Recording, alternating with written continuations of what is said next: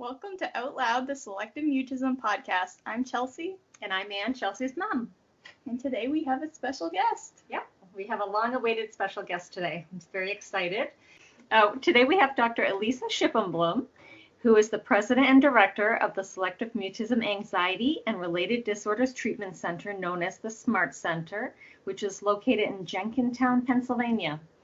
She's also the founder and director of SMA, which is the Selective Mutism Association, and the director of the Selective Mutism Research Institute. She is also a clinical assistant professor of psychology and family medicine at the Philadelphia College of Osteopathic Medicine. There's more. She is a board-certified physician and is considered one of the world's leading experts in the treatment, research, and understanding of selective mutism. Chelsea and I actually did an earlier episode, I think it was... Episode 8. Where we discussed the evidence-based SCAT, which is social communication anxiety treatment that was developed by Dr. E. So you've also been featured on TV programs such as 2020, CNN, Inside Edition, Good Morning America. We also saw that you were in Time Magazine, People Magazine, New York Times, and I think there were a few others in there. I personally first became aware of Dr. E in 2005. Chelsea was diagnosed with SM, and her dad and I actually attended a selective mutism conference, which was in Boston. Oh, wow. That was our first introduction to selective mutism. I remember I was one of the parents who hung around at the end and stood in a long line to have my questions answered. I can't really remember what I asked, but I stood there for quite a while for my turn. And that was, I just remember it being so impressed that you actually yourself stuck around to ask the parents questions, and I was really impressed by that. Yeah, it was great. So welcome to Out Loud.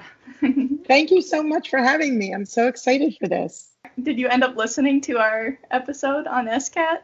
I did. You guys did a wonderful job. Thank you. I hope you did an okay job explaining it. Yeah, you did great. So I thought, just to start off, I actually know the answer to this, but for our listeners, can you tell us, what sparked your interest in selective mutism? Yeah, so I'm a board-certified family physician who had a tremendous interest in anxiety disorders in general, which is ironic. And as a physician, I was trained to understand the whole person. And I had a little girl at the time who was 2 and 3 years of age who didn't stop speaking at home. She was bright, inquisitive, reading books, just the best big sister to her little baby twins, and reading a couple years above, and et cetera, et cetera. Anyway, the minute she left the house, she just stopped speaking. And I was amazed because she didn't really keep quiet at home. And teachers and frankly, friends and extended family members were wondering what was going on with her. So I was basically told she had anything and everything from autism to intellectually impaired to some sort of abuse going on or family secret going on. And it was pretty traumatic for me as a physician because I saw such a typically developing child at home, and she just completely shut down. So I got into this because of my own daughter and the struggles she had and my frustration as a physician, where there was very little known out there about this in general. And it was so misunderstood. So it became my life's mission and passion to at least try to understand this. But truly the beginning was trying to help families. And here I am as a physician struggling. I can't imagine what people that don't have some sort of background were feeling when people were telling them that their child had a severe case of autism, or there was some abuse going on, or severely intellectually impaired, et cetera, et cetera. I rarely heard just shy, and that's frustrating in itself, just because even that isn't what it is, but at least, it's not as, inappropriate as to say something that wasn't true. They had no background to say things, but even professionals were telling me, I took her to professionals and they were telling me severely autistic and intellectually impaired, and that pretty much she wasn't going to be able to function in the world. So here I was as a frustrated parent, and has made it my life's mission to try to understand this very misunderstood anxiety disorder. Now, did you learn or did you hear about selective mutism in med school? Yeah, I actually did. When I was in med school, I remember my pediatric textbook. It was called Nelson's Pediatrics, and it was a big, humongous textbook back then. We didn't have digital. And there was this little tiny paragraph in there somewhere about children and not speaking, and it indicated these kids are refusing or choosing not to speak. And I knew that the term selective mutism was actually brought up by a close friend of mine whose daughter, ironically, also had it. But when I looked it up in Nelson's Pediatrics, it was this child that's refusing or choosing to speak. And I knew that my daughter was not choosing or refusing anything. She truly was unable to speak. Right. So that definition in itself was very frustrating to me. And I knew that it didn't make any sense in relation to my child, at least. So do you mind me asking, like, so how did you seek out treatment for her? Was it difficult to find somebody, or, I mean, did you do this yourself for your daughter, or? No, to be honest with you, I felt in my heart that my daughter had social anxiety. She was very shy. I knew she was very bright. I knew that she didn't have an intellectual impairment or any sort of learning issue, at least not at the ages of 3 and 4, that we could see. She was already writing, reading, very articulate in her words at a young age. And so I knew developmentally she seemed fine. So I didn't believe she had autism at all. She related incredibly well.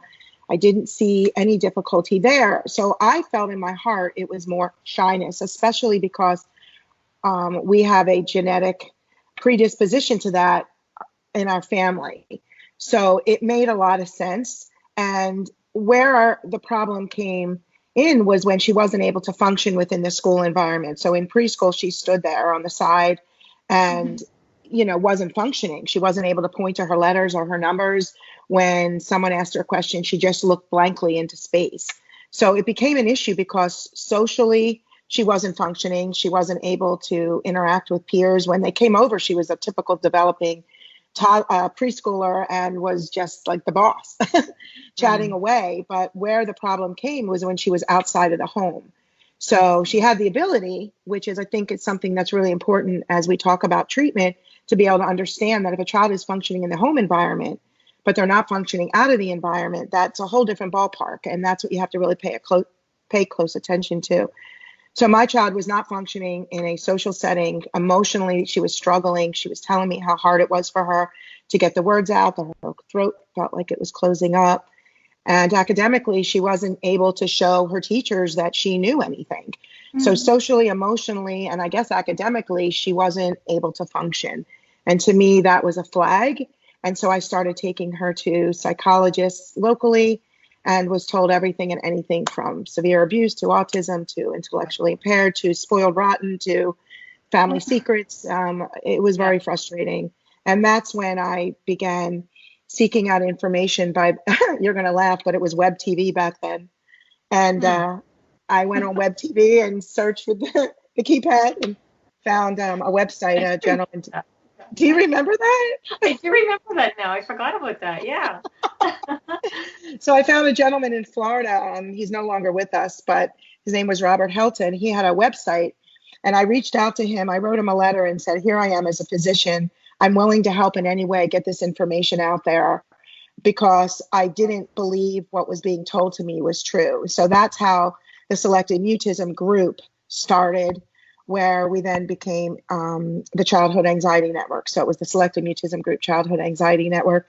And we began putting Ask the Docs out there, and hopefully, anything we could do to bring awareness to this very misunderstood situation. And frankly, it was through the years of doing that and then applying my medical knowledge that I started to realize pretty early on that not only were there a few parents and professionals misunderstanding this and clinicians and so forth, but there was so many, thousands and thousands of people would reach out to us and write to us. And that's how the Selective Mutism group started, which is now the Selective Mutism Association, as a way to not just bring awareness, but to educate about what it was. And that's where, I spent the beginnings of my years working through the nonprofit and also on the side, just I was in medical, I was a physician, so I was treating, I was working in family medicine, but I was also always passionate about pediatrics and anxiety. And, it's just ironic that I just became so involved in a field now that really was always my interest. I felt as a family physician, the best way for me to work with individuals was through families and understanding the whole family. So I was trained as an osteopathic physician, and as an osteopathic physician, you are trained to understand the whole person, so that if somebody has a symptom such as mutism, you don't focus on the mutism because that's just a symptom. I often compare it to someone that tells me they have a fever. You could have a fever, somebody else could have a fever. Why do you have a fever? And so that became my goal, is to figure out, why does somebody not speak? Why are they speaking at home? Why, and that became how SCAT developed, frankly. Right. Right. Yeah, we love that about the whole SCAT model, because we always say selective mutism is more than not speaking, and that's just like one of the most noticeable symptoms of it. It's a whole, yeah. Right, and I don't think a lot of people pick up on that. Like, you think it's just the verbal piece. Right, but it's initiating, it's getting, it's movement, it's a lot of different things that you don't always notice. Yeah, and even though I did know that, when I actually read it in preparing for today, it struck me, because I was just thinking, like, Chelsea, when she was little, she would speak at home, and then something would happen, and she would freeze and get that blank look.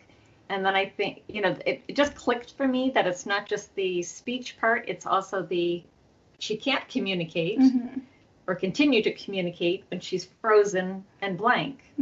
So it really is both, it's all communication. Absolutely. And what I learned as time went on, because the term selective mutism is about focusing on speaking. And the problem that I have seen over my entire career has been that when you focus on speaking only without understanding factors into maybe why a child develops selective mutism, but if you focus on speaking and they're not able to do it, you're actually reinforcing their inability to speak. You're creating a fear. So for me, my biggest thing was, why is a child not speaking? What is creating that? They're not choosing that. No one chooses this. There has to be a reason. And over the years, through my clinical experience and then through the research, we've learned reasons as to why individuals weren't speaking. And so once we have that, then we can begin addressing those factors into the treatment. And then what happened is I realized, like you were saying, and is that these children aren't just not speaking, they can't even necessarily point or nod, and they freeze. So that's where the social communication bridge came in, is that if we can determine the stages of social communication that these individuals are in at home with their parents, with peers, with their extended family members, are they shut down? Are they pointing, nodding? Are they turning to their parent as an intermediary? Are they able to respond? Are they not able to initiate? So you figure this out. And then in school, one-on-one with teachers, with peers, in small groups and large groups, we assess their academics. And then what are they like in real world settings, in stores, in restaurants? Many kids can talk us up a storm in a restaurant or a store, but then the minute somebody asks them, boom, they shut down. And that's kind of how you're describing, Chelsea, that's what happened. Yeah. Yeah, another thing I saw, you use the phrase or whatever, lowering the anxiety is not enough, that you then need to teach them communication. And so I guess that's actually what the communication bridge is, can you explain to our listeners what the bridge is? I can. Yes. Oh, that'd be awesome. Yeah. So the social communication bridge is a visual diagram of what I originally created as the stages of social communication. And I feel that it was a work in progress over many, many years. And it's basically my realization over time that these kids aren't just mute. So this social communication bridge breaks up communication into basically 4 stages. The first one being stage 0. Stage 0 is when a child is either completely shut down or frozen. So that's the way you described, Chelsea, when someone asked a question. But also it's a child that's having a full conversation to someone, but ignoring the person asking a question. So I could be interacting with a parent and child in my office. The child's talking up a storm to the mom or dad, but I'm asking a question or trying to engage. Child acts as if I'm not there. So that child is basically ignoring me. I don't exist. That child is still in stage 0 because there's no communication. Stage 1 begins the communication. That's when a child will, stage 1A, respond. They will point, they will nod, they will gesture, they will write. So if I ask a child, how old are you? And they stare at me and I'm like, come on, tell me how old you are. Are you 5? Are you 6? Are you 15 or 16? And they stare at me and they shut down. That's stage 0. But if I realize some warm-up time is given and so forth, that they can write it and show me, then now they're at stage 1A. So stage 1A is responding non-verbally. Stage 1B is initiating, going up to somebody, tapping them on the shoulder, going up and showing their teacher something, or showing the waiter what they want in a restaurant, and so forth. Stage 2 is what I call the missing link. That's what's missing in treatment. I'm going to get back to that in a second, because stage 3 is verbal. Stage 3 is when you are able to respond. Stage 3A, someone asks a question, how old are you? And you say 10. Initiation is obviously going up and making your needs known verbally. Can I have that? Hello, how are you? But children don't just go, Anne and Chelsea, from being nonverbal to verbal very easily. The older they get, the more difficult that is. So you can get a 3 or 4-year-old, given time and warm up, 5-year-old, 6-year-old, focusing on areas of interest, asking them questions a certain way, and all of a sudden, boom, they're verbal. But as individuals get older, it doesn't work that way. And I would say that for the majority of individuals, even a 5 or 6-year-old, you have to facilitate communication. So stage 2 is the missing link.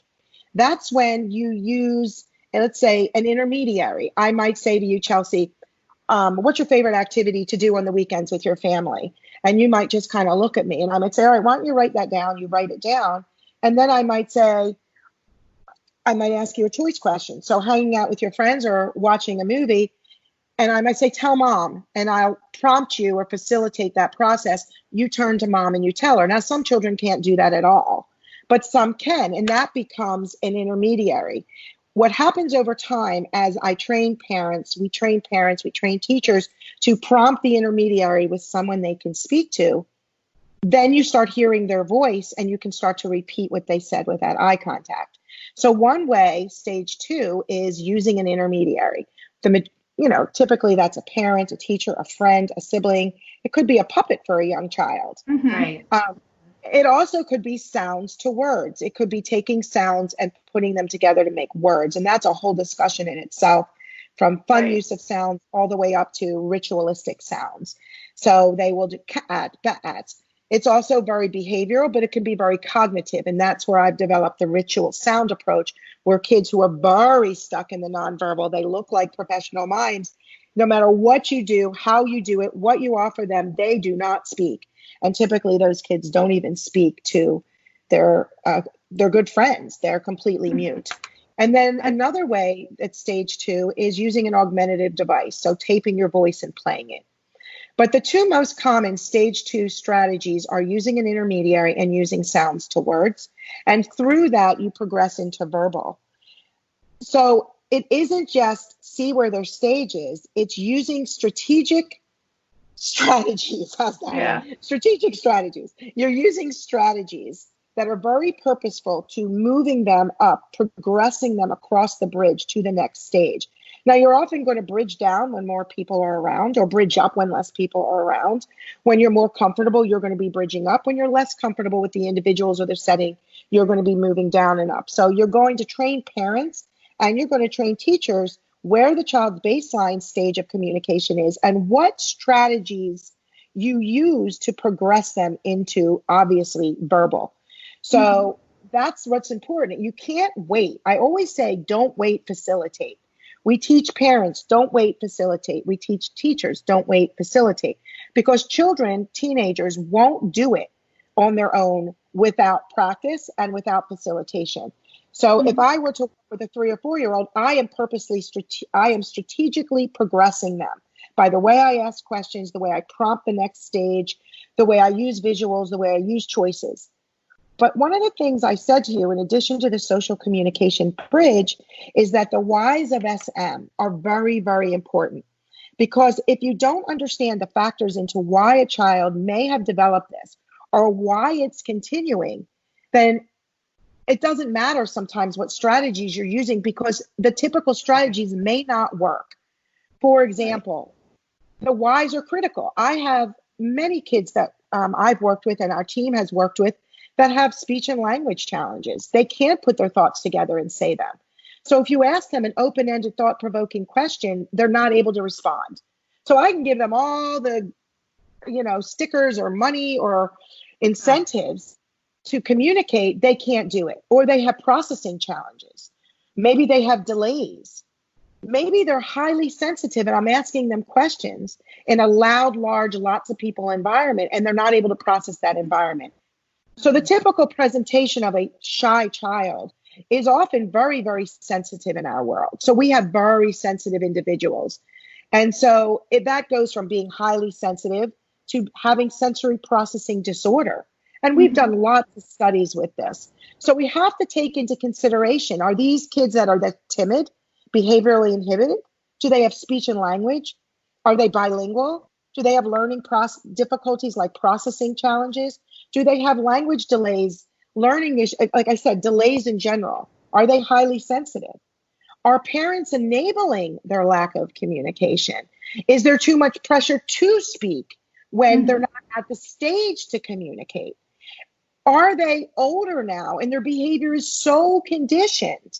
So all of these things, in addition to comorbid other anxieties, play a role in this so-called selective mutism, or as I call it, social communication anxiety disorder. And that's why the whys are critical. That's why the bridge is critical. And that's why I don't know how to treat to speak. Maybe you could get the name changed. I like that. So. I like it too. People have recommended situational mutism, but that still only focuses on the non-speaking aspect Yours is actually of it. More fully encompassing description. Exactly. Yeah. And we've worked with, the typical family member, the typical situation with school that will contact us, especially because we get so many from far away, is that they haven't been able to be successful in some of these programs that are focusing on speech when there's so much more than speech going on. And as my colleagues know, it isn't about treating to speak. It's about understanding the whole person. And you know what? It isn't just understanding their stages or whys. It's parenting dynamics. That plays a tremendous role. And especially as children age and how that parenting dynamic plays a role. It's everything. And so many of these children have eating issues, toileting issues, behavioral issues, sleeping issues. It's so much more than not speaking. So we have to address all of these challenges that this family, this child is going through at home in the school environment. And that's why treating the whole person makes the most sense. So after all of that, I'm just like, that's a lot, right? But yet, I think, did I read somewhere that most kids are verbal in like 3 to 7 visits? Or what is your you typically see in your clinic? So I think you probably read that on the website, that the average time is 3 to 7 visits. I would say it's definitely less than 7. In the majority of cases, children will progress into speech in the first few visits, if not the first visit. And the reason I'm saying that is that when we see a family, we don't just see them sitting in our office. All the families that come to us in the schools that work with us, they fill out too many of the numerous assessment forms, one of which is the Selective Mutism Comprehensive Diagnostic Questionnaire, or the SMCDQ, and the Selective Mutism School Evaluation Form. And the SMCDQ is long, it's 24 pages long, but to be honest with you, it gives us such a thorough history into their mutism, their development, their medical history. You get to understand family dynamics just by the way parents write, by the way teachers write, how they see it. So before they walk in our office, and then we have other, obviously, sensory forms and other things that we do to know what they're like before they walk in. So I think that's a bit of what goes on that allows us to make more progress quicker, is that I can already understand, and we discuss this as a team. So before they get there, we feel like we have an idea of what they will be like and what those factors are into SM and what their baseline stages of social communication are before they even walk in. And that allows us to then pick the strategies and use the strategies, pretty quickly. And that's what I think allows for progress to occur pretty quick. Yeah, just kind of backing up a little bit. I'm just wondering, looking at the stages of communication, and so how do you handle, a lot of toddlers or whatever with selective mutism will have, I don't know, some people call it a funny voice or a baby voice, or, what do you tell parents about that? Or whispering. Trying to get them to whisper louder. A lot of parents are not okay with the voice they're using, and they want it to be a normal voice. So how we handle that is right there is a question that's asked to us also all the time. I would say that children that are old enough not to quote unquote baby talk have found a way to communicate verbally in using this altered voice. And it's baby talk, Pig Latin, altered voices. Some will use puppets, some will hide under, some will squeak, some will do all sorts of different variations.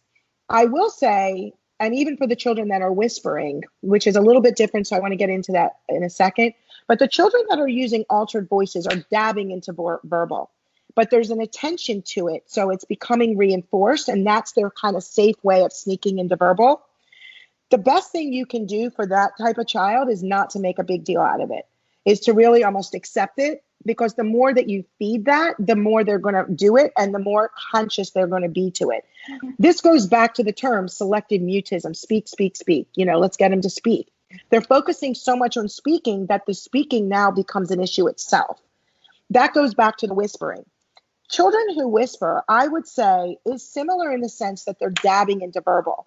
However, I have kids that are what I call selective whisperers. They just go around talking like this all the time. So now they've developed selective whispering. And the reason they're selective whisperers is because there's been so much attention to speech that they found a way to speak, but they're not confident, and their voice, their larynx is all tight. And so again, those kids also too much reinforcement. Also, remember I said to you a few minutes ago that many of the children we work with are very sensitive individuals. So I have found that kids will naturally be whispering as a step in the process. What happens with children where there's too much emphasis on speaking too quickly and not accepting quiet speech is that it becomes a reinforced behavior. So whispering is a very natural step in the progression.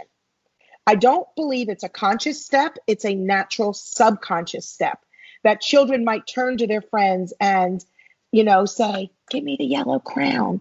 Or the teacher asks a question and the child goes, yes. That's their uncomfortableness coming out, but then progressing across the bridge. Where the problem exists is not understanding that loud, large, lots of people environments, I call them the 3 L's, are environments that the children become overwhelmed in. It causes them to be less communicative and quieter. So the way I always look at it is that the louder the environment, the quieter the child gets. The quieter the environment, the louder the child gets. So understanding those subtle differences in the classroom versus working outside the classroom in a small group, that subtle difference, you might get a child to speak louder. But if we focus too much on the whispering and not understanding why is this child whispering, then again, you're reinforcing it. I will say I do have children that get a bit stuck there. I also say it's always associated with attention to speaking, but you do have to talk to them, especially as they're older, about the cognitive nature, like from a cognitive standpoint. We will have them sit further away from, let's say, their teacher or their peer in school, or across from their parent in a restaurant at a table, and so forth, to help the voice get louder. I would love it to be a more subtle approach where we teach the teachers and parents to naturally do this, especially for a young child, because the more you bring attention to it, the more they do it. I always give the example, it's like a hot stove. Tell the child, don't go near the hot stove, and they're curious about it, or a light socket on the wall. Don't go near the light socket, and the child becomes curious. And then all of a sudden they're going around, they're looking at it, they're touching above it, and no, don't do it, don't do it. So it's very similar where there's a lot of attention to these altered voices. And do you know something? I have a percentage of children that will talk in altered voices that we will talk again as they get older, because again, the more The older they are, the more cognitive it is, the more you can sit down and really work in the trenches with the kids. But the little kids is so much more behavioral and exposure based without that cognitive nature. They can relate to feelings, the children, but they don't see the value in their change of behavior. So with older children, we will work hard if they're stuck in the whisper mode to unlearn their whispering behavior and unlearn their altered speech. And sometimes it's, just working with tweaking the sounds, working with their voice box, so to speak, and telling them we're increasing the distance and actually creating charts where they see themselves increasing their distance.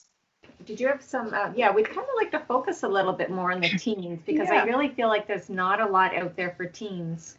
And a lot of it is very focused on, I don't know, it's like for younger children, so it's hard for teens to feel motivated to participate in therapy or be interested in this at all.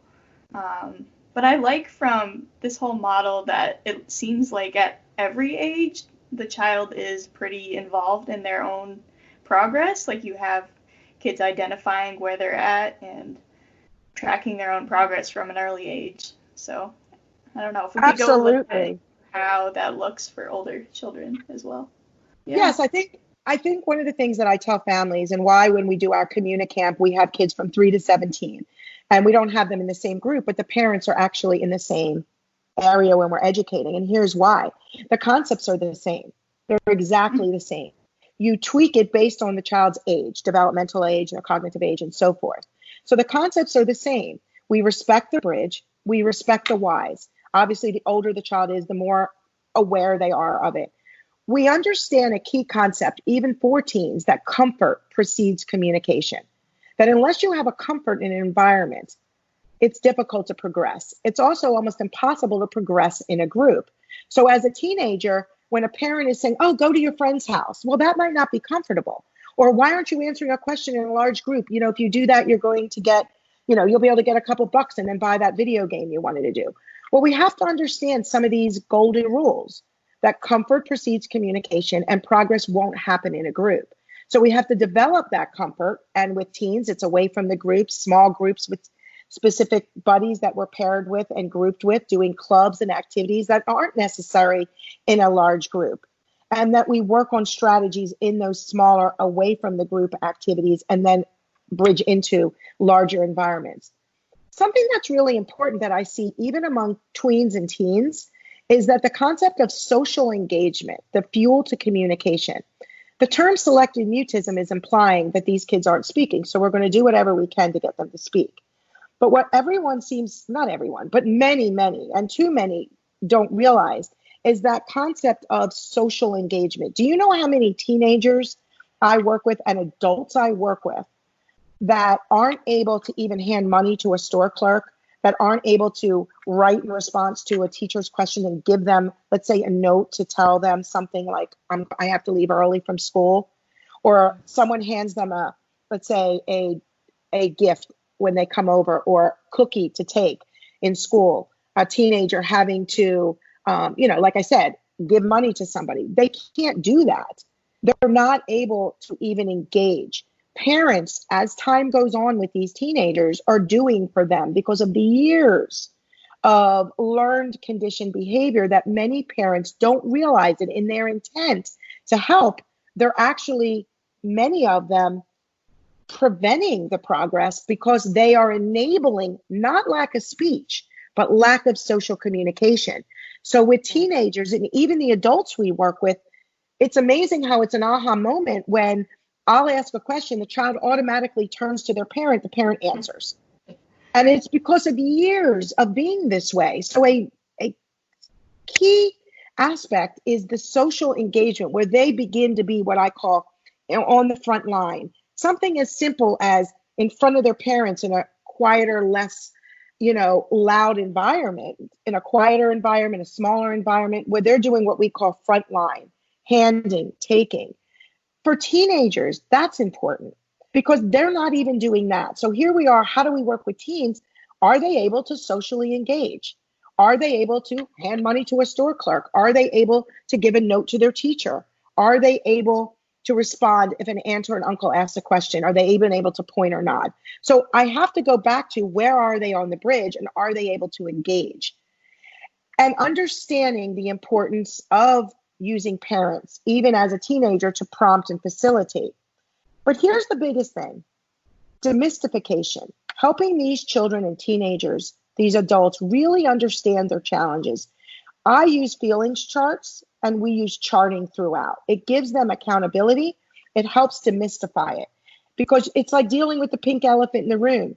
So many families will come to us where they're like, don't tell my child or my teenager that there's anything wrong. Yeah. I don't see this, right? We see that online a lot.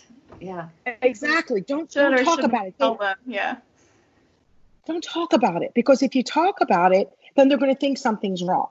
I don't ever want to I think they already know they're having trouble. Yeah. Right. And the way I would look at it is they do so many things that come easy to them. There's so many things that are going well. So this social communication is a challenge. So there's not that something's wrong. It's a challenge right now. Right. Here's where we're at. Let's kind of take it. So from a teenager standpoint, right away, we'll talk about how they feel in different settings. I'll give them, it's not just how do you feel, I don't know, because that's the answer you get. Yeah. How do you feel when this happens? I don't know. Yeah. That's the number one answer 99 out of 100 times. So in order to help them understand how they feel, I want to give them a rating scale, a numerical value. So a 0 to 5 scale for a teenager is good enough for me because 5 is really super hard and 0 is pretty easy. So how we work with teens or tweens and teens, and the older they are, the more cognitive this is really starting to dig deep down as to where these challenges are difficult for them.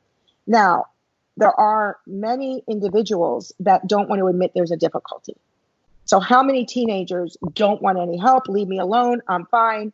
I hate you. I don't want to talk about it. I'm never ever going to talk. So again, the older the child, the older the individual, the more avoidant they become. And I will tell you that that avoidance is a direct correlation to how there's a misunderstanding of that child. Because if the child felt safe, if the child was able to accomplish something, they would start to let their guard down. So how do we work with a resistant teen? We get down on their level of what their understanding is. And there's lots of ways I could discuss with you of how we do that and different examples, but we have to see where they are in their own understanding and their desire and motivation. So motivation for progress, the motivation to get some help has to be there. If you're 17 years of age and you don't want to have anything to do with this, that's going to be a lot harder than somebody that's 17 that's like, tell me, Dr. E, what can I do? Two totally different kids. But the majority of individuals, sorry. Oh, I'm sorry, I interrupted. I was just going to say, so I take it from you, it's mostly parents bringing the teens in. It's not the teen initiating, I need help. Would that be true? It is true. It is the majority of time where parents are seeing this challenge, but there are lots of kids. This is where authoritative, like different types of parenting play a role.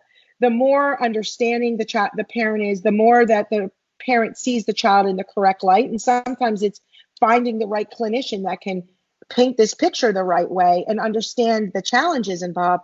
The child is way more open for help. There's a lecture I do it at camp, Communicamp. It's called How Parenting Dynamics, and that could be a separate podcast we can do, but how parenting dynamics affect treatment. And that's a whole discussion in itself. But the way parents are in terms of their parenting style also affects this.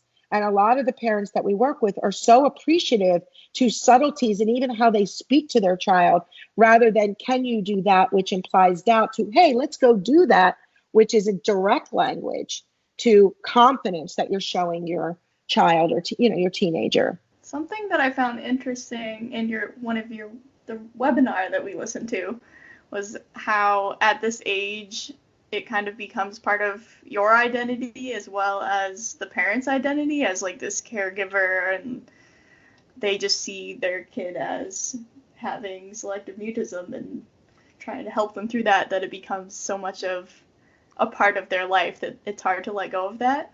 I find there's a fine line there between trying to protect your child and do what's right for them. You know, that whole thing about homeschooling a child with selective mutism as a way of protecting them. I don't know. I have a hard time with it. Yeah, and I'm going to give you my thoughts on that, because sometimes there's people saying, like, Dr. Reed doesn't believe in homeschooling, and then you start getting some emails about it. But I want to preface with, I'm not against homeschooling. What I'm against is lack of social communication opportunities. Right. So I need to make sure that's understood. I'm not against it. I personally don't feel that for the majority of families we've worked with that have chosen homeschool, that there's enough ways for them to have social communication opportunities. But for those that do create it and we work together to do it, and that works for their family, then that works. I'm not going to change their mind, but I'm going to let them know there has to be social communication opportunities. I can't tell you how many families will come to me with a 12 or 13-year-old with a child's been homeschooled. The child, does a big group activity once a week or twice a month, and sees a couple kids in these big group activities and wants this child to be speaking. Well, there are no social communication opportunities on a regular basis to build social communication to have relationships. So it goes back to comfort precedes communication. Progress doesn't happen in a group. So if there's no comfort and you're going into a big auditorium where a bunch of other homeschool children are going, what opportunities are there to build those relationships? And what strategies are we doing to help that child? So we have to really work with homeschool families to create these opportunities. But you said something really, really important. The dynamics with parents, I see different types of parents. There's the parents that have this identity that they built around themselves. I'm a parent of a child with selective mutism. It's very much my own identity. And as they get older, the child gets older, they continue that identity, and it's very difficult for them to let go of that. And so as they just see themselves as, I'm the parent and my child has this problem. And it goes on for years and years and years. There's a couple reasons for that. Number one, it does become an identity. I don't know who I am without being that parent of a child that doesn't have a difficulty. But another reason is that they've never been in the proper treatment. So they have seen their child suffer for years upon years. And as a result of the years upon years, these poor kids have become more and more avoidant. And I know as a mother, I'll do anything I can to jump in and help my child not feel pain. But there gets to be a point where if things aren't working and you know that there are treatment programs out there that do work, you've got to back up. If you're with a therapist and you've had, I always say, no progress in 10 days, then either you're not engaging in the right goals that therapist is giving you, or there are no goals. In other words, your child should not remain mute. Children make consistent progress. Our research shows it. We see it in our practice every day. Goals need to be tweaked. There needs to be accountability on parents, on children, on teachers, but they make consistent progress. So that's important. So this identity that parents have, also what happens is, and this starts at a young age and goes into as the child gets older, even into adulthood, this learned helplessness that children develop with their own parents. I can't do this, Mom. I know it's hard. Let me do that for you. Or you can do it. I can't do it, Mom. Okay, I'll do it for you. And of course I'm exaggerating to a point, but I'm also not. I see this every day in certain families where the child doesn't know how to do certain things. They act much younger than their actual chronological developmental age too. They just have become very helpless in their inability to engage socially and to communicate. They become very dependent on their sibling, their parent, to communicate for them. And they've taken a backseat approach. So the thought of, if you talk to your neighbor and say hi when she's walking across the driveway, that's an impossibility for a child that has never even engaged with that person, let alone speak to that person. So I think it's important to understand that parents need to look within themselves of, what type of parent am I? Am I a parent where, yes, I want help for my child and I'm willing to take those steps, even if those steps are a little bit painful? Because it isn't going to always be easy. It is going to sometimes be a little bit rough and uncomfortable to make that progress. But the goal is to find a clinician that you feel comfortable with, that in a stepwise approach you are making progress and that connection is there. It's very important that these children feel very, very much in control. So a big part of SCAT is transferring control to the child, where they have a choice in their treatment. They have a choice of how they develop their bridge. It's a choice of what goals they're doing. But as a clinician, I'm setting up the boundaries to what they need to do, but they choose what they need to do. And it's also important to really, understand that parenting dynamics and what those parents are feeling, because I will have families say to me, I don't know what it's like to be a parent without a child with a problem, and that scares me. And so that's their own therapy that particular parent needs to go through on their own. It's almost like I've had families that have worked with us where the child starts to make progress and the parent becomes scared of the progress. It's unbelievable at an extreme end. They actually become scared. So the goal is that the parents have this healthy dynamic, which of course the majority do, but to look within yourself, if you are a parent where you might see some of yourself in that, as to what is my role in this. Two, and working closely with your clinician to deal with your own fears of progress too, and lack thereof. I hope that helps. Yeah, definitely. Yeah. It seems natural that it would be more difficult to treat a teen for selective mutism, not only because of there's just so many factors. There's so much, everything is so ingrained and it's been so long. And then you have all the normal teen stuff on top of it, like all the emotions, sometimes depression. I don't know. It's just such a loaded. I think everything gets very exaggerated with a teenager. The whys of SM are exaggerated. They're more impactful to the child's life. If they have a learning challenge or a speech and language challenge, it's become part of who they are, and you're seeing challenges academically, which affects their overall sense of self and confidence, which can lead to social avoidance and depression and so forth. So that's why for me, it's, if that was never addressed, and often for those whys of SM, especially children that have learning challenges, if they saw that as separate and not part of the social communication, then that's an issue in itself, because they're not addressing that together. So you have these concomitant factors. You have the learning conditioned behavior, where the children have gone so long, they now almost a learned helplessness with their inability to engage socially and communicate. Many of them have lost their friends. Think about it. When you're 4, 5, 6, 7, 8, it's kind of cute, and everyone becomes protective. You have a couple good friends that talk for you, they protect you, but you start to get into middle school and upper school, and you know what? It ain't cute anymore. Those friends are now engaging in, more social interactions outside of school, and they're going to parties. And now this particular individual is, well, what's my role? That friend who I depended on is no longer even there. So now you've got the feelings of what's wrong with me? Why am I not accepted? And that comes in about middle school. So we have to deal with that. I will say that one of the things that we want to really work on is what I see when we evaluate is that parenting dynamics. We work with the kids on their desire for help. What are your goals for treatment?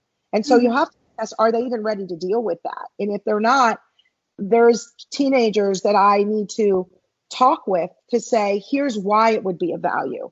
And let me just give you this example, because I give this example a lot when I speak at conferences and so forth. And when I'm working with an individual family, is if I'm talking to that teenager and she doesn't want any help, leave me alone.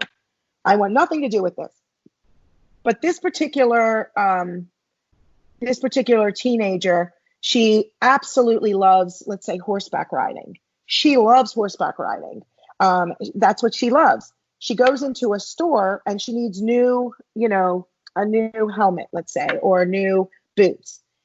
The typical situation is a parent goes in and they buy it and they leave. But if I said to that teenager, in order for you to continue riding, you need to get a new helmet because your helmet's broken. She loves to ride. If I said to the teenager, what would it feel like to have to go and actually ask for your size hat, or to indicate that you needed a hat? And often, I'd say 9 out of 10 times, I get some sort of response. It might be nonverbal in the beginning, but a response like, no, number one, I've never had that opportunity, look. But number two, I can't do that, look. So now you've had lack of opportunity for, let's say, 16 years, but also I've never even like not only had the opportunity, but no, I can't do it. So here we want her to do it, but she's never had the real opportunity. And number two, like, oh my God, I can't. That's a 5 out of 5. That's a 10 out of 5. You know what I mean? So you Yeah. have to figure out what it is they're interested in and helping them relate to that challenge on a level that they, or something of interest. So that child needs that helmet to do the thing she loves. Like if one of my, I have a teenage boy I worked with recently. He was 13. He loved hockey. Obviously, there's no hockey games at this moment in time. However, he needed to go to will call to get those tickets because dad had to park the car.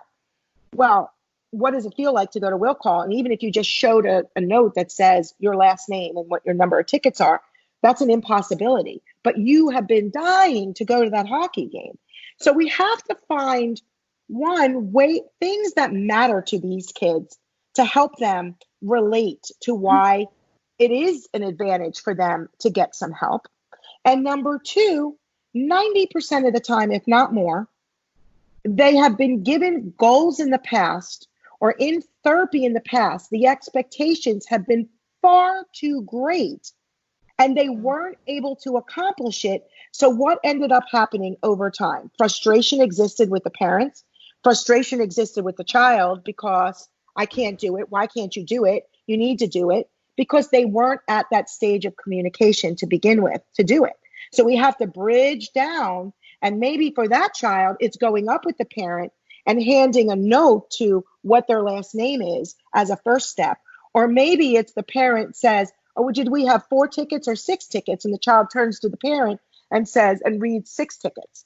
So these have to be active goals that these teenagers work on based on the bridge, but based on the stage that they can accomplish.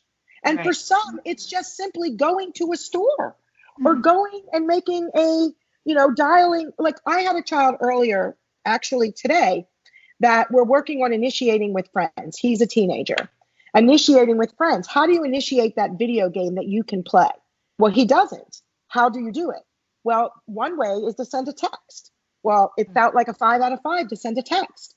Well, what if we create the text with the parent, because that's fine, and then that text is written in, and then click send, because he worked out the script ahead of time.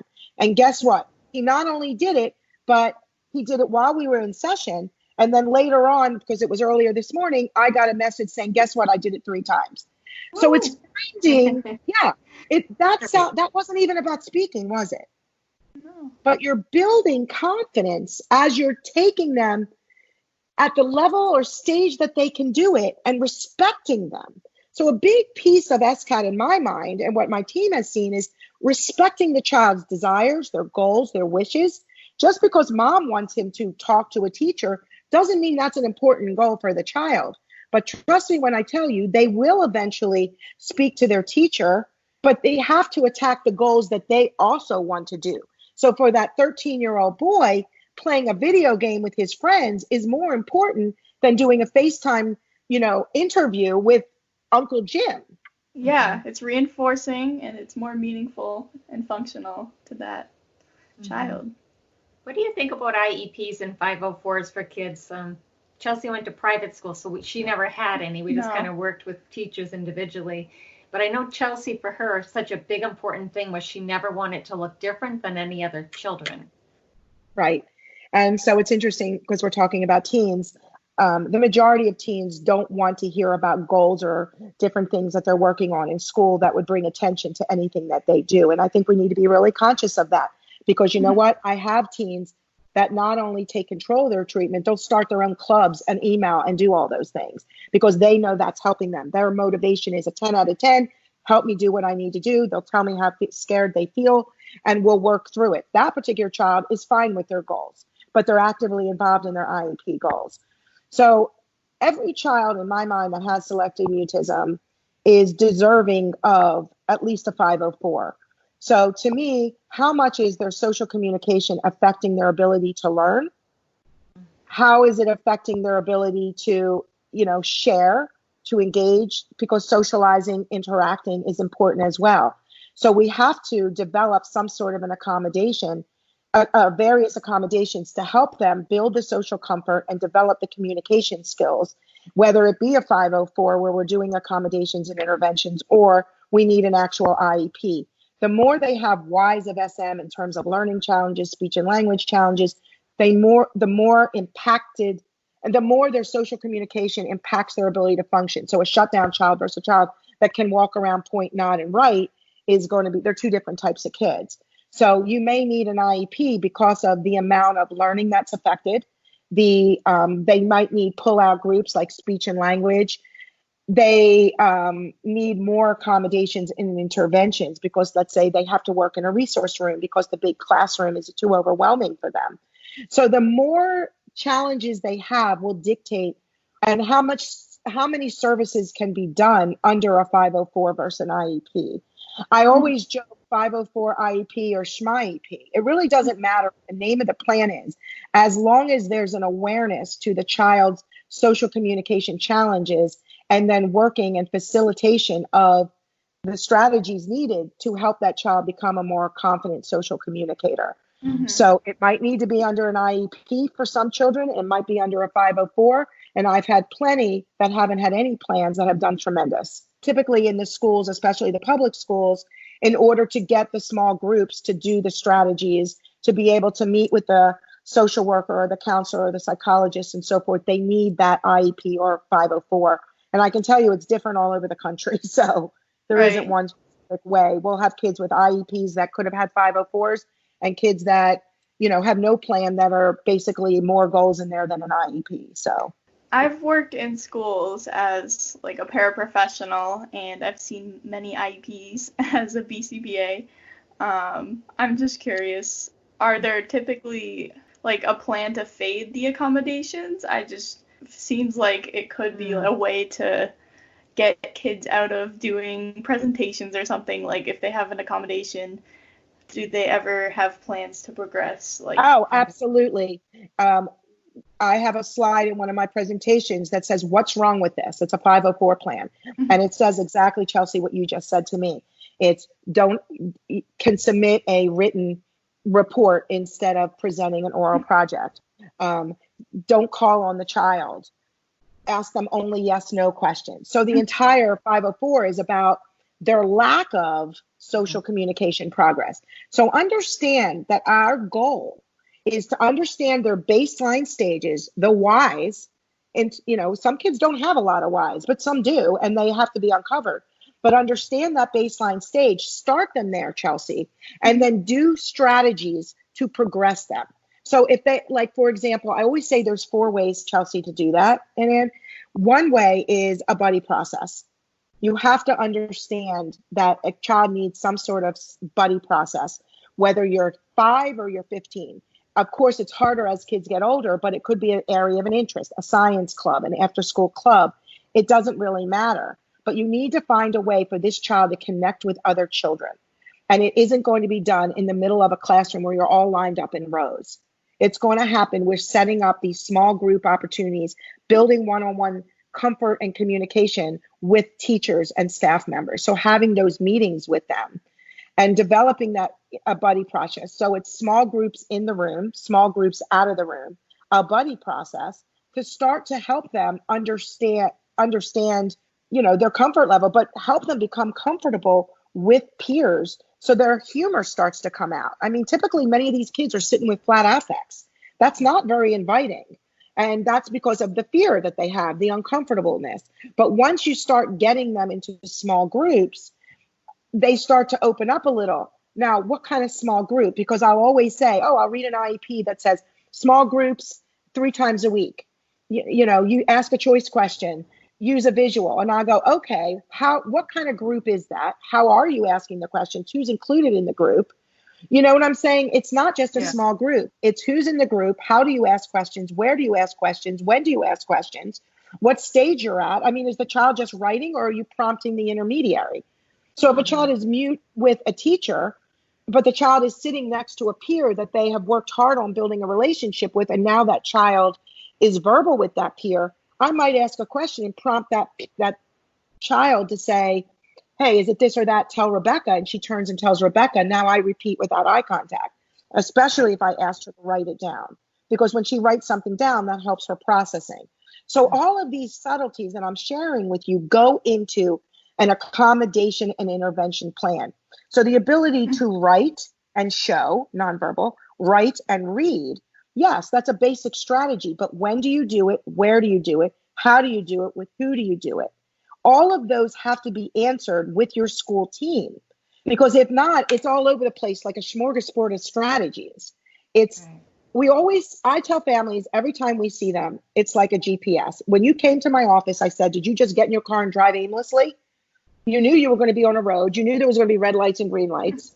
No, you didn't. You went on to your phone and you went to Maps or Google or however you did it, and you plugged in my address and you went straight for 4 miles. Then you made a right, then you made a left, and you were on that highway for, 6 hours, whatever it is. You had a plan to get to just my office. Your child needs a plan to get across, to progress across the bridge. If it's just about comfort alone, lower the anxiety.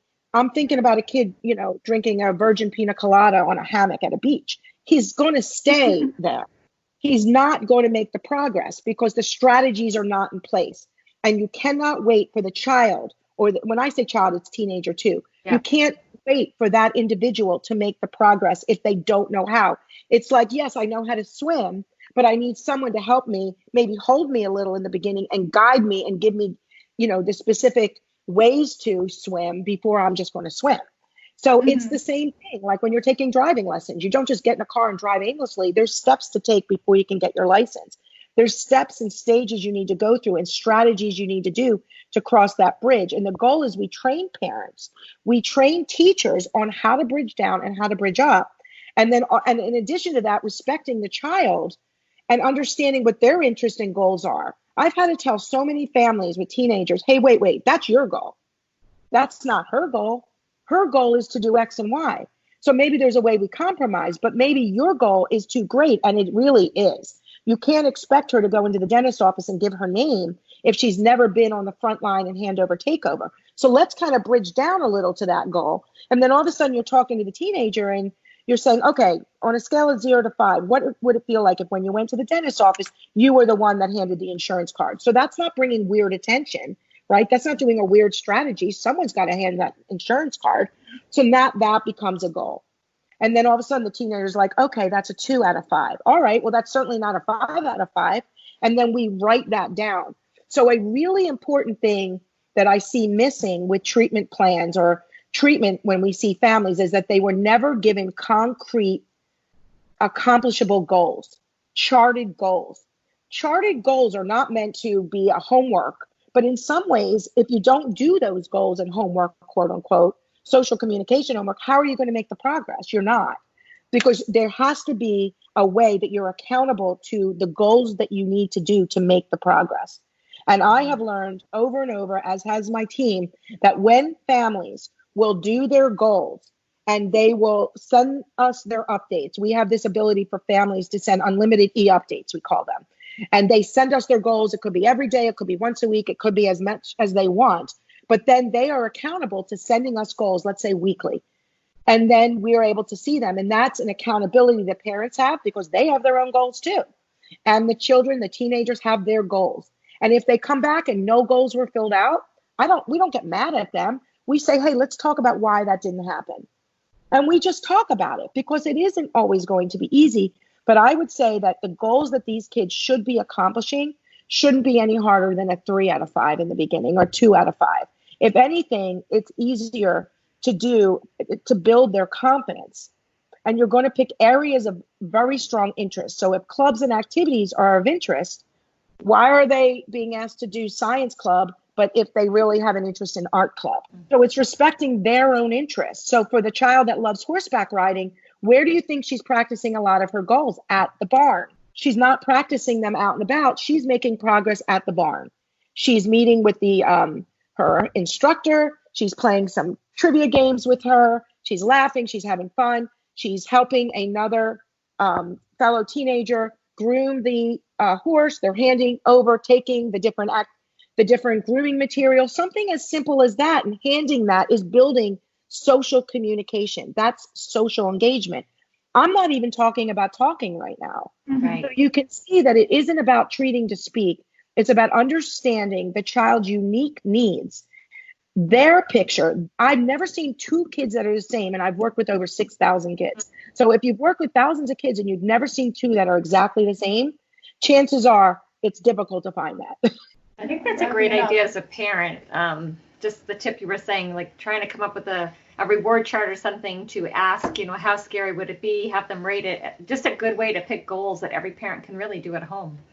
Right. Oh, absolutely. And the parents have their own goals. And the parents, and on the child's goal sheets, they have their ability to rate before they did a goal and what it would feel like after they did a goal. That's very cognitive. It's very CBT based because we're helping them think about what it feels like and accomplish those tasks and working through it.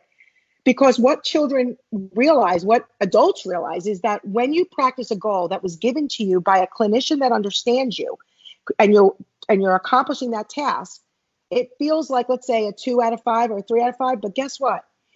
After they do it, and you say to them, "What if you had to do it again? What would it feel like?" It either stays the same, or 90% of the time, it gets easier. So the key isn't just to do a goal; it's to do it often and create a lot of opportunities.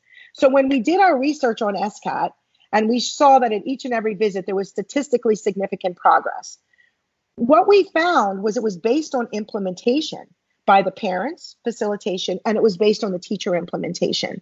So when we first did it, we saw the child wasn't making progress in school. You know why? No goals were in place. There was no 504, nothing was happening. There were no goals. So the child stayed stagnant. So once we implemented goals that the teachers could work on, very strategic, even if it's 5 bullet points in the beginning, but we developed, Chelsea, like you're saying, a plan that allowed not just for accommodations, but the interventions or strategies for progress. The child did amazing. And I always say, if you go 10 days without progress, there's a problem and you need to stop and figure out why. And we found in our research that parent facilitation, helping the child, developing those opportunities, creating social opportunities, knowing how to bridge them into communication, just using a verbal intermediary, even in itself as a step, is a step in the progress. Setting up those opportunities, creating reward systems are very important. But one of the things you did hear from me as we talked about teenagers versus younger children is that the older the child, the more intrinsic motivation plays a role. The more it has to come from the core and the gut. Versus young kids will react really well to stickers and, tokens and, you get extra time on your video game. For older kids, it's so ingrained. They're so avoidant, that's just not going to do it for them. Or if it does, it's not enough. And that's why we need to meet them where they're at in their presentation, in their progress, in their stage to make the progress, to find that thing or things that mean something to them and use that as a stimulus, as an impetus to progress. So as one of my young teenagers, she's obsessed with slime. What do you think she's doing when she has her friends over? They're making all sorts of slime. Now they're doing virtual slime play dates. She's talking up a storm. You can't get her to shut up because she knows the recipe for the slime. And rather than tell the recipe, we set it up as she wrote the recipe in steps 1, 2, 3, 4, and 5. And during her get together, she's reading the recipe. That's different than teach her how to do slime. Right. Yeah. Are you seeing, with the COVID-19 and the isolation and all that with, I think you were doing it before, but like being a nurse, whatever, now we're allowed to do telehealth. To me, that would make it so much easier for teens maybe to get some treatment. Are you seeing any increase in numbers with teens? So we've always done telehealth. I've always done WebEx and so forth with families because we see so many families that can't ever get to the Smart Center. So we've always done it. We're doing it more now. What we hear are 2 things. One, I'm at home and I have opportunities to figure out my child and work on goals even at home. And of course, we set them up and there's many things they can do at home. And we've been doing that with our families that we normally do follow-ups with. But we also get the family that goes, no, I'm not going to do it. I'm going to wait till they're back in school or out in the real world. I would say to you, that's the wrong attitude. Because number one, if you've been in treatment with a clinician and you stop it now, you're going to actually affect rapport. You're going to affect the momentum, especially when there are so many things that you can do at home, Right. working virtually and setting up goals. Just like I was telling you about the boy to set up a video game where he put Mm-hmm. the information in the text. That was a goal for him. He did it. Now he's making something as small as that as a tiny goal, but also helping them in their remote schooling to be able to increase their social communication, and ways to do that based on their stage with teachers submitting tape assignments, being able to create goals for them. So to us, for a family that's never been in treatment, this is the perfect time because you're not distracted with after school activities and your work that you're commuting and back and forth with all the kids. This is a time where you can really learn about your child, really work on your parenting strategies, because many of these kids, as I told you, don't just have challenges communicating. They have many, especially the younger kids, behavioral issues, toileting issues, eating issues, sleeping issues. So we can address a lot of these challenges and their avoidance tendencies by setting up opportunities at home and training parents. So it's a wonderful time. And we are doing a lot more telehealth now, which is awesome. And hopefully it'll continue in the future for all, individuals. I was curious, are you ever contacted by other practitioners who have a child with SM and they don't really know what to do? Do they ever reach out to you? And Yeah, I would say about a quarter of the work that I personally do are clinicians that treat children with selective mutism and they just don't know what to do or they've reached a roadblock. And so we set up we call it a professional consultation. They'll actually submit the case and we review the case and I go through it with them. And then, me obviously, or one of my colleagues will do that. Jennifer Brittingham is one of my main colleagues, especially she works a lot with the school. And so at least a quarter to a third are with professionals of my professional time teaching them. Another large percentage of what we do is trainings for schools. So we will either get families we work with where we set up school consultations, we develop IEPs, 504s, and we will do consults on an every 4 to 8 week basis, whether it be an hour or 30 minutes to be able to really tweak their plan. Because Chelsea, as you said, you're giving them accommodations, but unless you tweak the interventions, you can't just give them a roadmap that goes forever. You've got to give them a roadmap that takes them to a point, but then you tweak it. Because as children make progress, their presentation changes. So what might have worked in the beginning now has got to be tweaked. And also it may not be the ideal strategy at all because they are now more accountable. And now I can give them a more proactive approach rather than maybe less of a proactive approach. So I think what I'm saying is that treatment changes as children move along across the bridge, but we will do consults with schools where we don't even know the student, but the school will hire us to do school consultations with a case they have. And we'll do the same thing as we do with professional consultations, case conceptualization, and help them with IEPs and developing accommodations, interventions. And one of the things that I would say that stands out in all these cases is that they have not understood the connection between the whys of SM, and they haven't realized that it's not about just speaking, that they think it's about not speaking and all the goals are speaking based. And this poor kid, is 15 years old and completely not engaged with peers and falling behind or behind academically, is now becoming depressed. I mean, there's definitely an association with that. Well, this has been, I don't know. I almost feel overwhelmed because it's just such a holistic, there's so many little intricacies, I know. It's not just the speech. And even though I knew that, I just wish you could clone yourself and, teach. There's just we have so many people that just don't have the right therapist. It just seems like they're not making progress. And they're losing hope at this teen age, and the teen is starting to feel rejected by peers and just, and they end up depressed. So one of the things that we do offer families, whether they consult with us or not, is we offer books, we have webinars. Right now we have 20 different groups on our website that are, groups for social communication, like play dates or virtual get-togethers for teens. We have groups on depression and anxiety and so forth that are led by, master level clinicians and so forth. And families and children or teenagers are going to some of these groups because even now during COVID, it's very difficult to get treatment, but also have opportunities to be able to, interact with others. So, and that's the reason we do these communicamps too. We do these 3-day intensive camps where families fly in. It's all-day parent education and support. And then the children are working with their counselors, with other kids in a school-like setting and making progress. So they see themselves there, but we do evaluations, or at least we have interviews with them if that's the route they choose before they even get to camp, so that we know who they are and we can develop the strategies for them at camp so that they make progress. And then what happens is that translates to school, especially as parents have learned, and schools get educated with that as well. And I would love to invite you guys to speak at one of our camps, because we have a parent panel and a child panel. You could get on by web and talk to them, especially because you with the SM Pass. We'd love to do that. We'd love to. I recommend that they go to selectivemutismcenter.org.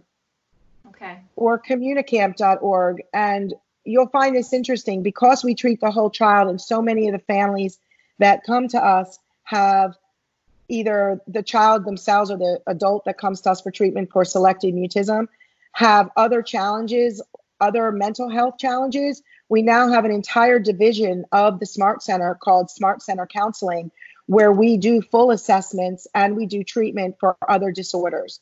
So we will do assessments and treatment for autism, depression, ADHD, dyslexia, you name it. And so it isn't about just SM for us, because we see these family members, because that have other challenges, but also the kids with SM, as we'll have individuals come to us that have these other challenges.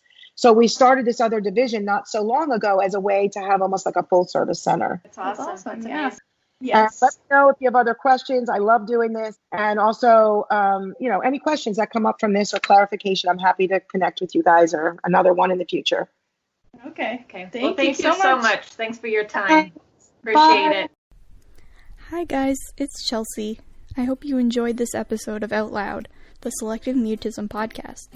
I just wanted to drop in and say Happy Mother's Day to all the moms who are listening out there, who continue to fight and advocate for your children. I also wanted to say Happy Mother's Day to Dr. Elisa Shipon-Blum. Thank you for coming on and giving us so much useful information. And to my own mom for going above and beyond to help me. Thank you for listening.